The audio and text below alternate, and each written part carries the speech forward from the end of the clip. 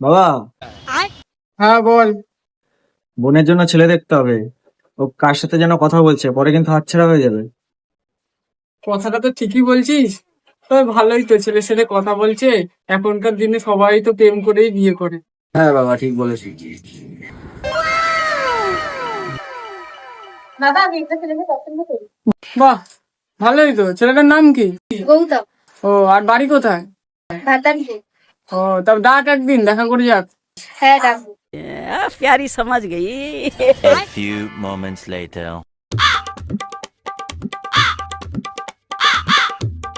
Baby, আমি চলে এসেছি।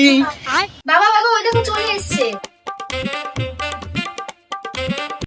বাবু, মার শুরু বাচ্চাকে।